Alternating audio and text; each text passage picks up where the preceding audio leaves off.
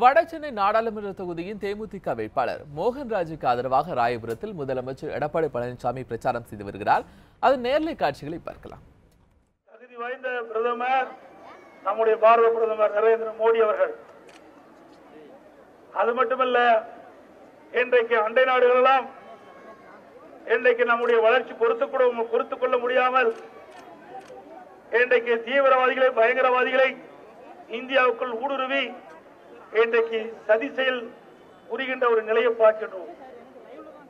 அப்படி பயங்கரவாதிகளை வேரோடு பூண்டோடு அழிக்கக்கூடிய சக்தி மிக்கவர் நம்முடைய பாரத பிரதமர் நரேந்திர மோடி அவர்கள்தான் என்பதை அண்மையிலே நிரூபித்து காட்டியிருக்கின்றார். ஆகவே அனைவருடைய பாதுகாப்பு மிக முக்கியம். ஒரு பாதுகாப்பான நாடு இருந்தால்தான் அந்த நாட்டிலே வாழ்கின்ற மக்கள் நிம்மதி பெறுவார்கள். அந்த அடிப்படையிலே நம்முடைய கூட்டணியின் சார்பாக பாரத பிரதமர் நரேந்திர மோடி மீண்டும் இந்த நாட்டுடைய பிரதமராக வர வேண்டும் என்பதற்காக நாம் அத்தனை பேரும் ஒருமித்த கருத்தோடு இந்த தேர்தலிலே நம்முடைய வேட்பாளர் வெற்றி பெறுவதற்கு அனைத்து இந்திய அண்ணா திராவிட முன்னேற்ற கழகத்தின் சார்பாக கேப்டன் விஜயகாந்த் தலைமையில் இருக்கின்ற தேமுதிக கட்சியைச் சேர்ந்த வேட்பாளர் அறிவிச்சவர் மோகன்ராஜ் அவர்களுக்கு முரசு சின்னத்திலே வாக்களியுங்கள். அவர் அன்பானவர், எளிமையானவர், என்னுடைய மாவட்டத்தைச் சேர்ந்தவர். நானும் அவரும் ஒரே பகுதியிலே வசித்தவர். எப்பொழுதும் எங்கள் மாவட்டத்திலே என் வீட்டுக்கு அருகிலே தான் வசிக்கிறார்.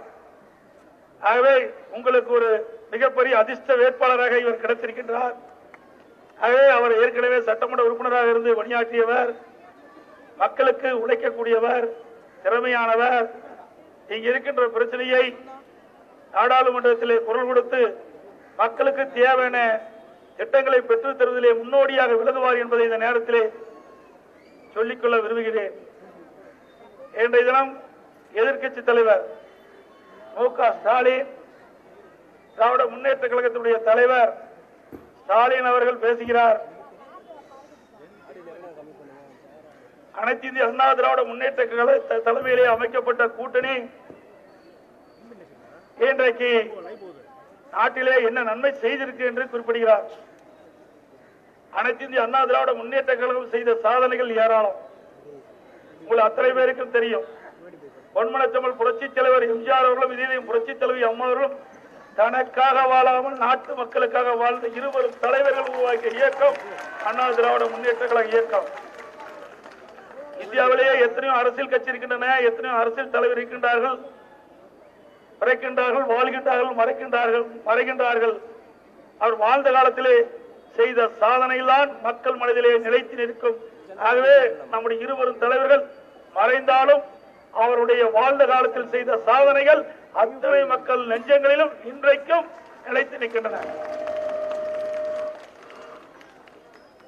ஆகவே இன்றைக்கு பொன்மனச்செம்மல் புரட்சித் தலைவர் எம்ஜிஆர் காலத்திலே கொண்டு வந்த திட்டங்களை புரட்சித் தலைவி அம்மாவர்கள் திறம்படம் செயல்பாற்றினார்கள். அதேபோல இதயம் புரட்சித் தலைவி அம்மா அவர்கள் ஏராளமான திட்டங்களை வாரி வழங்கினார்கள்.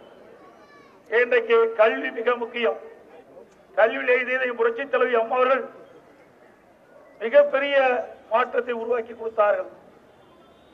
இந்தியாவிலேயே உயர்கல்வி படிக்கக்கூடிய எண்ணிக்கை தமிழகத்தில் தான் அதிகம். 2011 இதயம் புரட்சித் தலைவி அம்மா அவர்கள் பதவியேற்கின்ற பொழுது உயர்கல்வி படிக்கக்கூடிய எண்ணிக்கை 21% தமிழ்நாட்டிலே இருந்தது. இதயம் புரட்சித் தலைவி அம்மா கல்வியிலே எடுத்த புரட்சியின் காரணமாக, அதற்கு அதிக நிதி ஒதுக்கீடு செய்ததின் காரணமாக படிக்கனுடைய எண்ணிக்கை உயர்ந்து இன்றைக்கு இந்தியாவிலேயே உயர்கல்வி படிக்கக்கூடிய எண்ணிக்கை முதலிடத்தில் இருக்கின்ற மாநிலம் தமிழ்நாடு என்பதை பெருமையோடு சொல்லிக்கொள்ள கடமைப்பட்டிருக்கின்றேன். கிட்டத்தட்ட 46.8% மாணவ மாணவிகள் உயர்கல்வி படிக்கின்றார்கள். இதயம் புரட்சித் தலைவி அம்மா இருக்கின்ற காலத்திலும் சரி, இதயம் புரட்சித் தலைவி அம்மா மறைந்த பிறகும் சரி, இன்றைக்கு அரசின் சார்பாக பல கல்லூரிகளை தமிழகத்திலே திறந்திருக்கின்றோம். அரசு கலை மற்றும் அறிவியல் கல்லூரி, அதேபோல பாலிடெக்னிக் கல்லூரி, மருத்துவக் கல்லூரி, கால்நடை மருத்துவமனை, வேளாண் கல்லூரி, இப்படி ஏராளமான கல்லூரிகளை திறந்ததின் விளைவாக இன்றைக்கு ஏழை எளியோர் கூட குறைந்த கட்டணத்திலே உயர்கல்வியில் படிக்கக்கூடிய சூழ்நிலை தமிழகத்திலே இருக்கின்றது.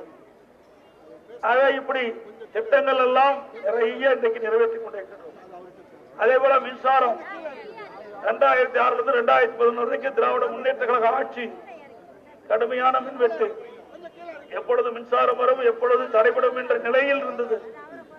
இதனால் தொழிற்சாலைகள் பாதிக்கப்பட்டன, விவசாயம் பாதிக்கப்பட்டது. இதே புரட்சித் தலைவி அம்மா அவர்கள் தேர்தல் நேரத்திலே குறிப்பிட்டார்கள், நான் பொறுப்பேற்று 3 ஆண்டுகளில் தடையில்லா மின்சாரத்தை தமிழகத்தில் வழங்குவேன் என்று அந்த தேர்தல் நேரத்திலே குறிப்பிட்டார்கள். அதே போல பொறுப்பேற்று 3 ஆண்டுகளில் தடையில்லா மின்சாரம் மின்வெட்டில்லாத மாநிலமாக தமிழகத்தை உருவாக்கிய காட்டிய பெருமை அம்மாவை சாரும். அந்த வழியிலே வந்த அம்மாவுடைய அரசும் இன்றைக்கு தமிழகத்திலே மின்மிகை மாநிலமாக திகழ்ந்து கொண்டிருக்கின்றது. ஒவ்வொரு மின்சாரம் தயாரிக்கிற அளவுக்கு இன்றைக்கு மின்சாரத்துறை நிர்வாகத்திலே சிறந்து அதிக மின்சாரத்தை இன்னைக்கு உற்பத்தி செய்து கொண்டிருக்கின்றோம். அதற்காக மத்திய அரசு விருதையும் நமக்கு வழங்கி இருக்கின்றது. அதேபோல மருத்துவத்துறை, இன்றைக்கு இந்தியாவிலேயே மருத்துவத்துறையிலே குறிப்பிட்ட அளவுக்கு முன்னேற்றத்தை ஏற்படுத்தி இன்றைக்கு தமிழகம் மருத்துவத்துறையில் ஒரு சாதனையை படுத்திக் கொண்டிருக்கின்றன. இங்கே கூட சூப்பர் ஸ்பெஷாலிட்டி மருத்துவமனை குறுகிய காலத்திலே முடிவு பெற்று திறக்கப்படும் என்ற செய்தியும் இந்த நேரத்திலே தெரிவித்து, 2 கையும் இல்லாத ஒருவர் ஒரு தொழிலாளி என்னை சந்தித்து மனு கொடுத்தார். அந்த மனுவை வாங்கி படித்து பார்க்கின்ற பொழுது எனக்கு 2 கையும் இல்லை, 2 கையும் பொருத்தி கொடுங்கள் என்று சொன்னார்.